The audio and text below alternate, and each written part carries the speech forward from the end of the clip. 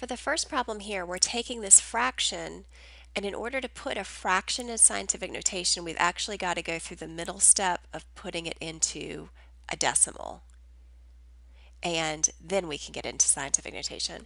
We did this quite a while ago, earlier on in this year, changing fractions to decimals. You've got two different options. One is you can set up a division house. The first number makes it inside the house, the last number gets stuck outside. So you could do it that way. I personally think it's a little bit easier with a fraction like this to say, well, 500 doesn't go into 10. That would be easy because decimals are tenths. It doesn't go into 100. That would also be easy because decimals are also in hundredths. But it does go into thousand. So just ask yourself, how many times in this equivalent fraction would I multiply the 500 to get to the 1,000? And the answer would be 2.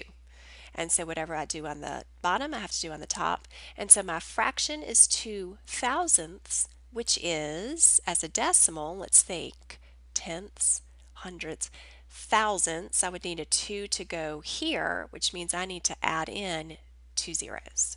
So this is my decimal, and now to write it into scientific notation, I know I need this number to be between 1 and 10.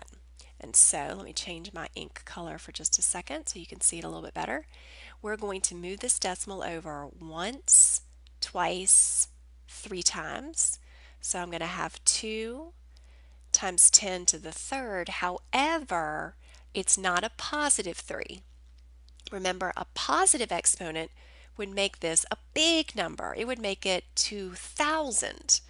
This is a little teeny tiny decimal, which means our exponent needs to be negative.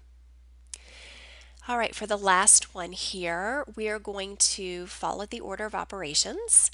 And so before we do anything else, we got to do exponents, right? We would take care of parentheses, but there's nothing inside those parentheses to do, and there's nothing inside of these parentheses to do.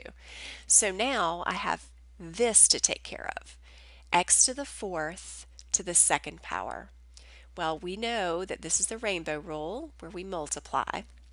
And so this winds up being x to the eighth power. And then I still have the 2x to the third power on the top as well. So let's go ahead and take care of the top. 2 is the only coefficient, so I've just got 2.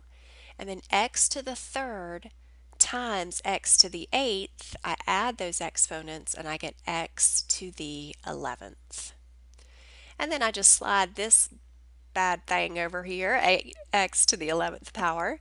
And now when I have the same base with the exact same exponent, they cancel out because anything divided by itself is 1. And so I'm left with the fraction 2 eighths, which can be simplified. And I'm going to let you simplify that fraction for your final answer.